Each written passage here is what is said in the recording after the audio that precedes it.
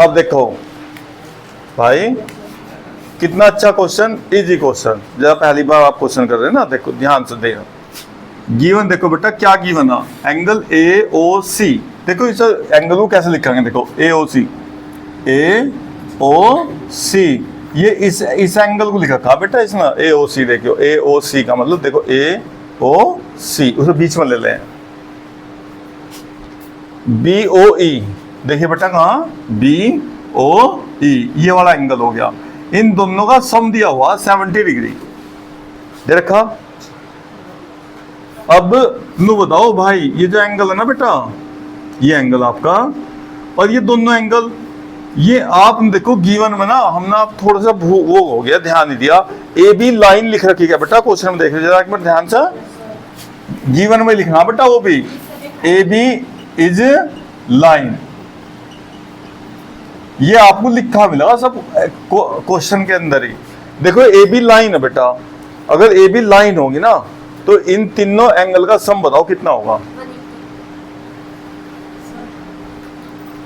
अगर कोई लाइन होगी तो बेटा कोई भी लाइन हो कभी भी, उस पे ऐसा एंगल बन रहे तो इस एंगल का सम इसका इसका बताओ भाई, ये लीनियर पेयर के नाम से जाना जा, क्या कहें, लीनियर पेयर। ठीक है, तो आप सॉल्यूशन में क्या लिखेंगे बेटा, सॉल्यूशन में लिखेंगे लाइन ए बी है, लाइन ए बी, तो लीनियर पेयर,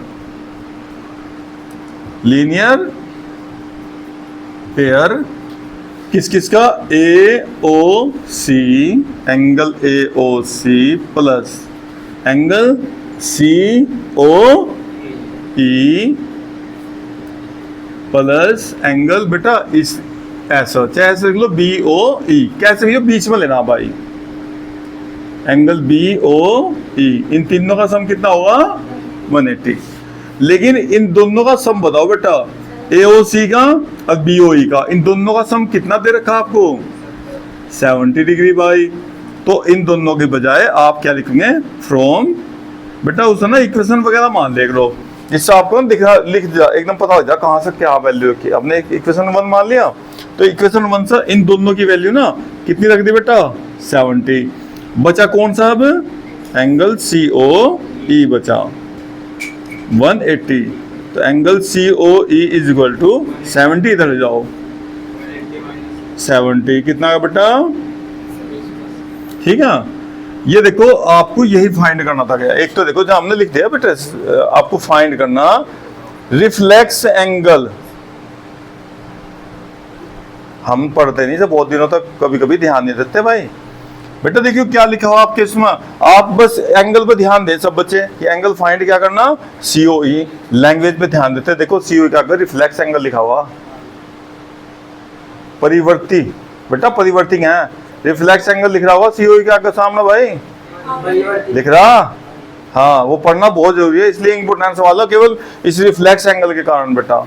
तो रिफ्लेक्स एंगल जब भी निकालना होगा ना, तो जो भी एंगल आया अपना इसे 360 में से घटाओगे भाई, 360 डिग्री में से इसे माइनस कर देना, तो रिफ्लेक्स एंगल हो जाए बेटा। तो रिफ्लेक्स एंगल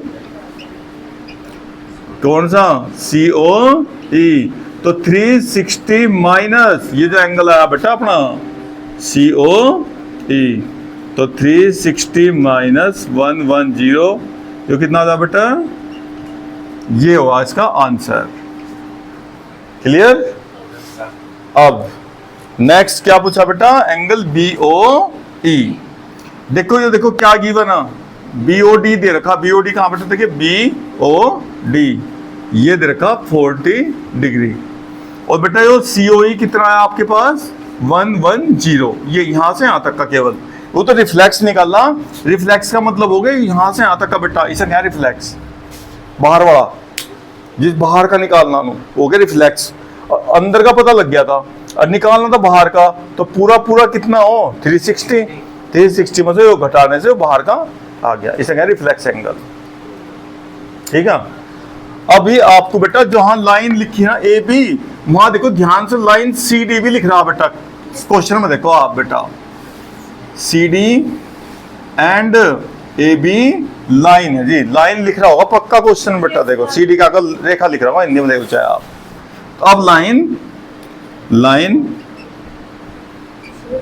बी डी, बेटा लाइन रेखा लिख रहा होगा, बी डी के आगे भी रेखा लिख रहा होगा, ए बी के आगे भी, ठीक है। अब देखो सी डी है भाई, सी डी लिख दो बेटा, सी डी लिखा काम में ऊपर देखो, बस यहाँ देखो, यहाँ देखो, लाइन सी डी हो गया भाई। अब इस लाइन पर सी डी पर भी इनका सम बताओ कितना होगा बेटा, इनका सम पूरा यहाँ तक का 180 होगा ना। कौन कौन से एंगल है इसमें, C O E, angle C O E plus angle B, हाँ,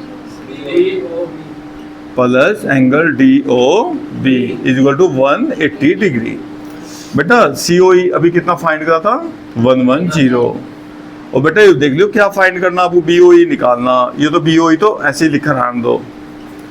एक बात और ध्यान रखियो, चाहे से बी ओ ई लिख लो या ई ओ बी, से कोई फर्क नहीं पड़ता। और डी ओ बी बेटा देखियो दे रखा, बी ओ डी भी दे रखा 40 और बराबर 180। इन दोनों जोड़ का उधर कर दो सम करके भाई, 180 माइनस कितने हो जाए दोनों का सम, बेटा कितना आ गया। ये क्वेश्चन था आपका, कर रखा आपने।